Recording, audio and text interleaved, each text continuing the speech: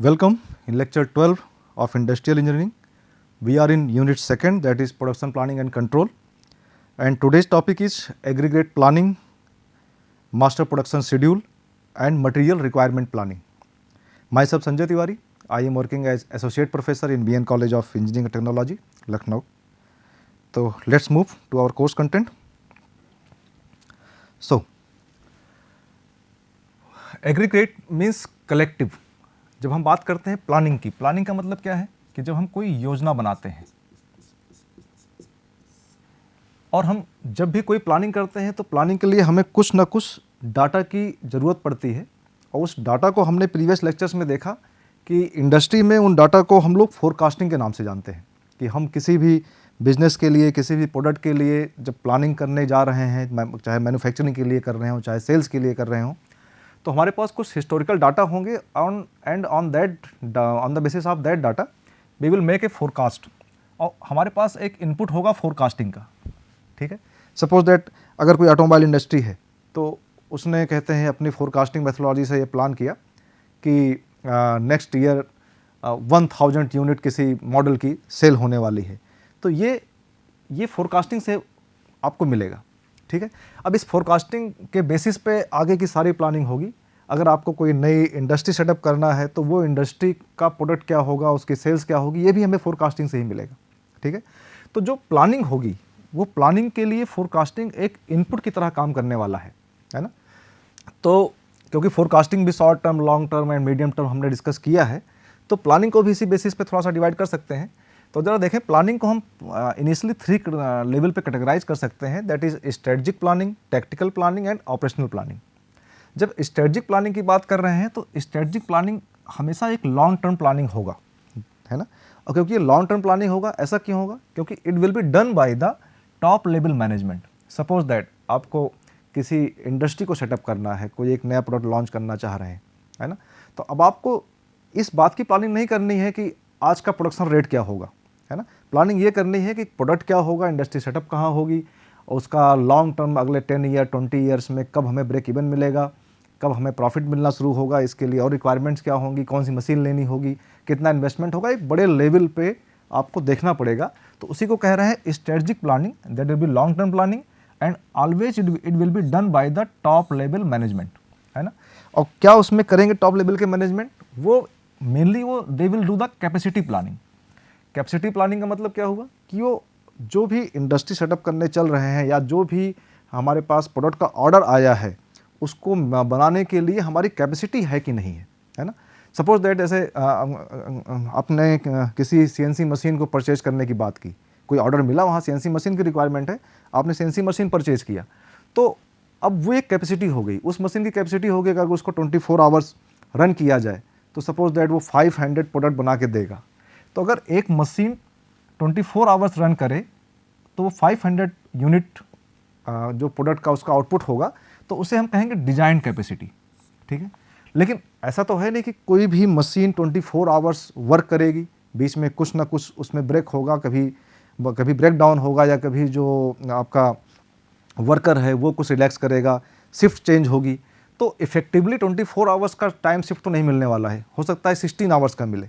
तो 16 आवर्स में जो उसका प्रोडक्शन रेट होगा उसे हम कहेंगे सिस्टम कैपेसिटी। तो जब कैपेसिटी प्लानिंग आप कर रहे होंगे, एट दैट टाइम आल्सो आपको डिस्कस करना पड़ेगा कि इस मशीन की डिजाइन कैपेसिटी क्या है as well as system capacity क्या है। तो actual capacity is the system capacity. तो इसी के बेसिस पे हमें डिजाइन करने की बात करनी चाहिए। ठीक है, तो ये बात समझ में आ गई कि प्लानिंग का जो फर्स्ट टाइप है strategic planning, that will be long term planning, it will be done by top level management and here we will plan our capacity. ठीक है, next is the tactical planning. अब industry setup हो गई या order मिल गया, machine purchase कर लिया गया, अब उसके बाद जो मीडियम लेवल का मैनेजमेंट है, ये मीडियम टर्म प्लानिंग होगी। अगर 1000 यूनिट एक ईयर का प्लान है हमें मैन्युफैक्चर करने का, हमें फोरकास्टिंग से मालूम चला कि 1000 unit will be the demand for the next year, तो 1000 यूनिट एक साल का डिमांड है। तो इस लेवल पे क्या करेंगे, वो उसको 4 क्वार्टर में डिवाइड कर लेंगे, 3 मंथ के बेसिस पे। एंड क्वार्टर बेसिस पे काम करेंगे तो वो कहेंगे हमें 3 मंथ के लिए इतना रॉ मटेरियल चाहिए, 3 मंथ के लिए ये प्रोडक्शन रेट होना चाहिए। तो इस टाइप का जो प्लानिंग होगी उसे हम कहेंगे tactical planning, that will B medium term planning and it will be done bye medium level management, and इसी को हम लोग कहेंगे एग्रीगेट प्लानिंग। एग्रीगेट प्लानिंग का मतलब क्या हुआ कि यहाँ पे ये बात करनी होगी कि हमें कितना रॉ मटेरियल चाहिए, कितना मैन पावर चाहिए, कितना मनी चाहिए, कितना एनर्जी लगेगी, इस सब को उस एक साल के डिमांड को पूरा करने के लिए ये प्लानिंग की जाए कि कब कब चाहिए। टाइम भी इसमें होगा क्योंकि हमने 1 ईयर को 4 पार्ट में ब्रेक कर लिया, Q1, Q2, Q3, Q4। तो 4 पार्ट में जब ब्रेक कर लिया तब इस बात को हमें टाइम फैक्टर भी इसमें इन्वॉल्व हो गया। इस टाइप का जो प्लानिंग की जाएगी, स्ट्रेटजी बनाई जाएगी, उसी को हम लोग कहेंगे टेक्टिकल प्लानिंग।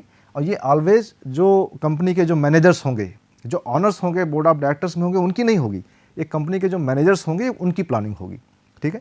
आफ्टर दैट और लेवल नीचे आते हैं तो अब 3 मंथ के लिए प्लान हो गया कि फर्स्ट क्वार्टर में हमें सपोज दैट 200 यूनिट मैन्युफैक्चर करना है, तो इसे हम कह रहे हैं ऑपरेशनल प्लानिंग, है ना।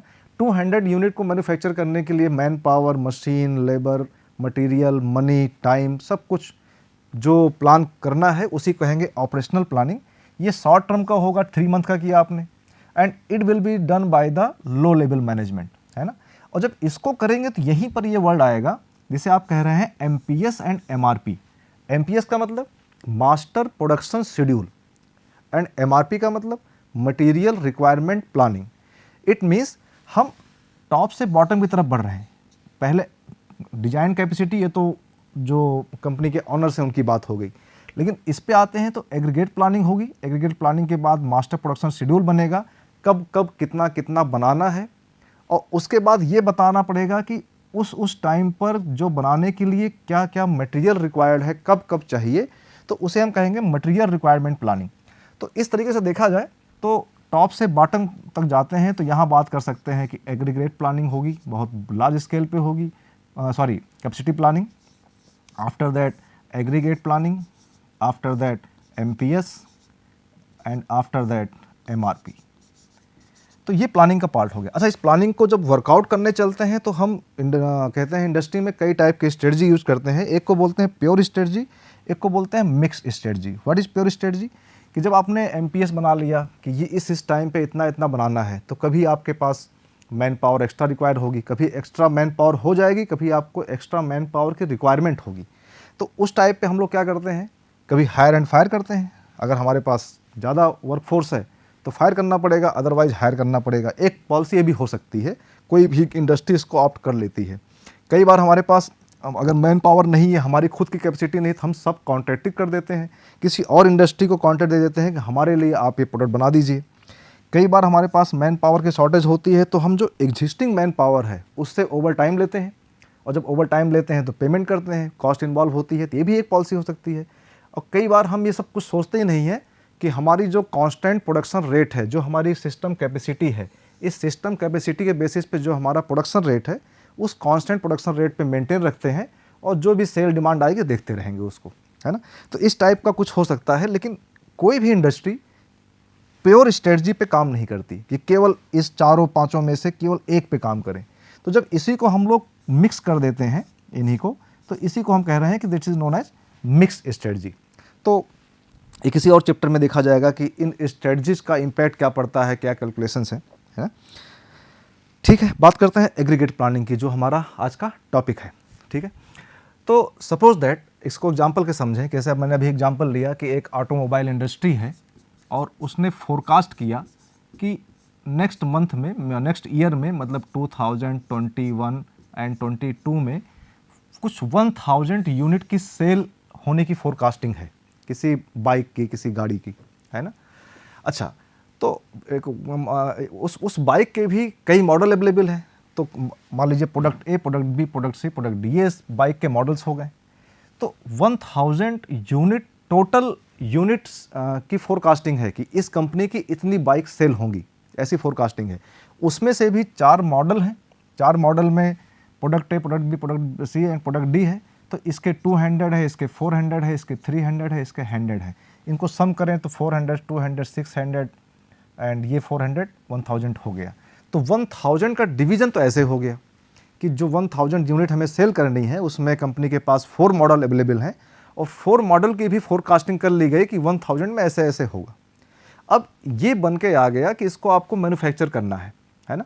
तो ये जो आपने इस लेवल पे कुछ किया है, ये जो कैलकुलेट किया है, इसके लिए जब प्लानिंग करेंगे, when we are planning in total 1000 unit के लिए प्लानिंग करने वाले हैं कि 1000 यूनिट को जब मैन्युफैक्चर करने चलेंगे तो कितना रॉ मटेरियल लगेगा, कितना मैन पावर लगेगा, क्या क्या मशीनरी लगेगी, कितना इन्वेस्टमेंट होगा। तो this will be for the 1 year, है ना, एंड टोटल प्रोडक्ट। तो इसे हम कहेंगे एग्रीगेट प्लानिंग, है ना। लेकिन जब इसको सब कैटेगराइज करते हैं, ठीक है, यहाँ हमें क्या निकालना पड़ेगा, total raw material, total worker, total man our and etcetera. लेकिन जब और कैटेगराइज करते हैं तो इस लेवल पे आते हैं, एक लेवल नीचे आ गए। जब नीचे आ गए तो हमने देखा कि भाई 1000 यूनिट की जो कैटेगराइज कर दिया गया ABC में, इसमें भी 2 इस तरह से डिवीजन कर लिया गया।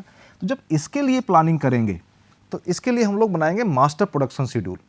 मीन्स इंडिपेंडेंट प्रोडक्ट के लिए हमारा प्रोडक्शन प्लान क्या है, अभी आगे डिटेल में देखेंगे, है ना। इस लेवल पे आएंगे तो इसको बनाएंगे मास्टर प्रोडक्शन शेड्यूल।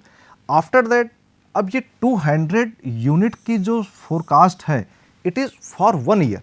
लेकिन अगर हम इसको भी डिवाइड कर दें, Q1, Q2, Q3 and Q4, पूरे साल को 3-3 महीने के पार्ट में डिवाइड कर लें, तो हो सकता है कि 200 में से 50 यूनिट Q1 में चाहिए, 50 यहाँ, 50 यहाँ, 50 यहाँ। तो नेक्स्ट 3 मंथ की प्लानिंग जब करेंगे तो ओनली फॉर Q1 करेंगे ना, तो एट दैट लेवल हमें यहाँ पे material requirement planning for Q1 देखना पड़ेगा और माइक्रो लेवल पे पहुँचेंगे, ठीक है। तो यहाँ पर वो सारी स्ट्रेटजी हम इसको प्लान करने के लिए कर सकते हैं, हायर फायर, सब contracting, over time and constant production, ये सारी स्ट्रेटजी यहाँ पे, या इन सब को मिक्स करके भी कुछ कर सकते हैं, है ना, मिक्स स्ट्रेटजी भी प्लान कर सकते हैं यहाँ पे, ठीक है। तो इट मीन्स इतने डिस्कशन से हमें कह सकते हैं कि aggregate planning is an attempt to balance the capacity and demand in such a way that costs are minimised. The term aggregate is used because planning at this level includes all resources in the aggregate। सभी resources का in totality में जो planning करना है, इसलिए इसे हम कह रहे हैं एग्रीगेट प्लानिंग। तो इस डायग्राम में भी आपको समझ में आ सकता है कि एग्रीगेट प्लानिंग का मतलब क्या है। इसमें सब कुछ इन्वॉल्व होगा, कंपनी की policy, company objective, demand forecast, financial constraint, ठीक है, ये सब इसमें इनपुट्स हैं। ये इनपुट, ये इनपुट, ये इनपुट, ये सभी कुछ कैपेसिटी कंस्ट्रेंट्स, ये इनपुट है। और इसका आउटपुट क्या मिलने वाला है, workforce level, production per month, inventory level and back order. तो यहाँ इसके ऊपर जितना लिखा है इनपुट है, इसके that is input and this is the output, और इसकी मदद से हमें ये कुछ डाटा मिलने वाले हैं। ऑन दैट बेसिस हम लोग अपना MRP बनाएंगे और उसके बाद उसको प्रोडक्शन में ले जाएंगे, ठीक है। सो अब आप बात करते हैं what is master production schedule, है ना। तो master production schedule decide what products are manufactured and when.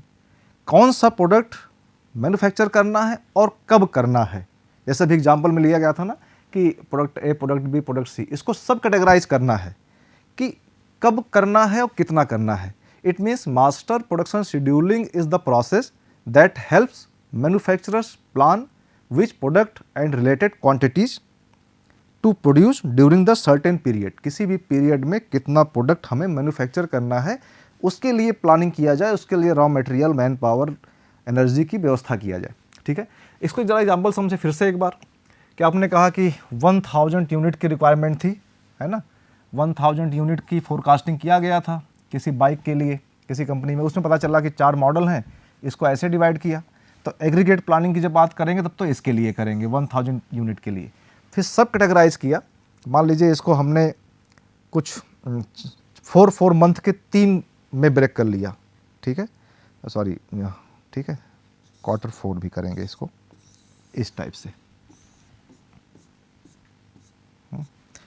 और इस 200 यूनिट की डिमांड कुछ ऐसी आई कि फर्स्ट क्वार्टर में हमें मान लीजिए 50 चाहिए, सेकेंड क्वार्टर में इसका हमें 20 चाहिए और थर्ड क्वार्टर में 80 यूनिट चाहिए एंड उसके बाद फिर 150 यूनिट Q4 में चाहिए। ऐसे ही इस सब का भी हम लोग कुछ लिख सकते हैं कि फोरकास्टिंग के साथ कि साल भर में 1 ईयर में 1000 यूनिट चाहिए, बट फर्स्ट 3 मंथ में ए का 50 यूनिट, बी का सपोज दैट 80 यूनिट एंड सी का suppose that 100 unit, 100 unit and D का सपोज दैट 20 यूनिट। ये हमें फर्स्ट क्वार्टर में चाहिए। ऐसे ही सेकंड क्वार्टर में, थर्ड क्वार्टर में, फोर्थ क्वार्टर में हम इसको ब्रेक कर सकते हैं। जब उसको ब्रेक कर लेंगे तब इट मीन्स क्या है कि अब हमारा जो प्रोडक्शन शेड्यूल बने, वो प्रोडक्शन शेड्यूल पहले तो फर्स्ट क्वार्टर का बने ना, कि फर्स्ट 3 मंथ में हमें क्या करना है, उसके बाद फर्स्ट सेकंड क्वार्टर में बने, फिर थर्ड क्वार्टर में बने। तो जब इसके लिए अब हमें क्वार्टर फर्स्ट के लिए मालूम क्या चल गया, 50 unit plus 80 unit plus 100 unit plus 20 unit जो टोटल वैल्यू आएगी, उसके लिए हमें रॉ मटेरियल चाहिए, उसके लिए हमें मैन पावर चाहिए, उसकी व्यवस्था करनी पड़ेगी। तो इसी को हम लोग यहाँ पे कह रहे हैं कि मास्टर प्रोडक्शन शेड्यूल, जिसमें टाइम एक फैक्टर जुड़ जाएगा और पूरे ईयर के प्लान को 4 क्वार्टर में हम इसको देख पाएंगे। Next is material requirement planning. जब पिछली स्लाइड में हमने देखा कि हमने एक क्वार्टर की बात कर ली कि ये हमारी डिमांड है फर्स्ट 3 मंथ के लिए, हमें इतने यूनिट को मैन्युफैक्चर करना है फर्स्ट 3 मंथ में। तो अब इसके लिए हमें मटेरियल की रिक्वायरमेंट प्लानिंग करनी है। जब मटेरियल की जहाँ बात आती है तो यहाँ पे इन्वेंट्री मैनेजमेंट की बात आती है। इन्वेंट्री का मतलब होता है वस्तु सूची, किसी भी यूनिट की, किसी प्रोडक्ट की, हमारे घर में हो, आपके बैग में हो, एनी थिंग, एनी ऑब्जेक्ट जिसको हम फ्यूचर में यूज करने वाले हैं, है ना, उसको हमने रखा है कल यूज करने के लिए, तो आज जो हमारे लिए इन्वेंट्री है, तो ऐसी जो लिस्टिंग कर लें उसकी, तो उसी को लिस्टिंग को बोल रहे हैं इन्वेंट्री मैनेजमेंट, वस्तु सूची का मैनेजमेंट। तो आप देखेंगे कि इन्वेंट्री जब आप किसी चीज़ की करते हैं, इसमें 2 चीज़ें टाइप की, दो टाइप के प्रोडक्ट होते हैं। एक होती है इंडिपेंडेंट इन्वेंट्री सिस्टम, एक होती है डिपेंडेंट इन्वेंट्री सिस्टम। जैसे अगर एक बाइक की मैन्युफैक्चरिंग कर रहे हैं तो एक बाइक में 2 व्हील लगेंगे, है ना, तो हम फोरकास्टिंग से ये पता कर सकते हैं कि नेक्स्ट ईयर में या नेक्स्ट क्वार्टर में 50 बाइक की सेल होने वाली है ना। तो 50 बाइक की सेल होने वाली है, तो ये जो इसके लिए इस फोरकास्टिंग करेंगे और फोरकास्टिंग से इंडिपेंडेंट इन्वेंट्री की बात करेंगे, क्योंकि एक bike, number of unit of bike is independent, वो उसको हमें सिर्फ फोरकास्टिंग से लेना है। लेकिन अगर बात करें कि how much wheels are required, तो बात यहाँ आ गई, अगर आप 1 बाइक मैन्युफैक्चर करेंगे तो 2 व्हील्स चाहिए। इट मीन्स एक इन्वेंट्री ऐसी भी है जो कि डिपेंडेंट है, एक इंडिपेंडेंट है, एक इंडिपेंडेंट है, एक इंडिपेंडेंट है, एक डिपेंडेंट है। It means bike is independent but wheels are dependent, है ना। तो जरा यहाँ देखा जाए इस बात को। सपोज दैट कोई एक प्रोडक्ट है ए, जिसको हम कितनी सेल होने वाली है, कितना मैन्युफैक्चर करना है, इसको निकालने वाले हैं फोरकास्टिंग से। फोरकास्टिंग करेंगे, उसका एमपीएस बनाएंगे और एमपीएस बना के ये पता करेंगे कब कब कब किस क्वार्टर में कितनी कितनी बाइक चाहिए। आफ्टर दैट अब जरा देखें, अगर सपोज दैट कोई प्रोडक्ट है, कोई चीज़ है, इसका ए का अगर 1 पीस बनाना है, ए का अगर 1 पीस बनाना है, तो ए के 1 पीस को बनाने में सपोज दैट बी के 3 पीस लगेंगे और सी के 2 पीस लगेंगे, है ना। तो अगर ए का 1 पीस बनाएंगे तो बी के 3 पीस, सी के 2 पीस लगेंगे। It means A is the independent product, है ना, इसको फोरकास्टिंग से निकालेंगे। और but B is the dependent product, जो कि ए पे डिपेंड करेगा।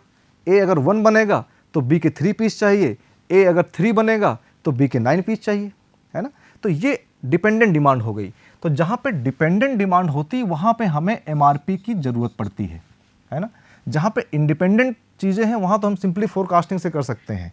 अब हमें ये चीज़ें कैलकुलेट करके रखनी है कि अगर हमें 100 बाइक बनानी है तो कितने व्हील्स चाहिए, कितने इंजन के ब्लॉक चाहिए, कितने हेडलाइट चाहिए, कितने हैंडल चाहिए।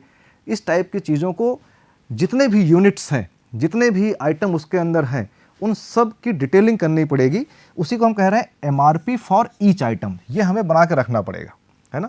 तो जब एमआरपी को इस लिस्टिंग करने चलते हैं, एमआरपी का मतलब मटेरियल की लिस्टिंग कर लें हर आइटम के लिए, इंडिविजुअल आइटम के लिए, डिपेंडेंट के लिए, इंडिपेंडेंट के लिए।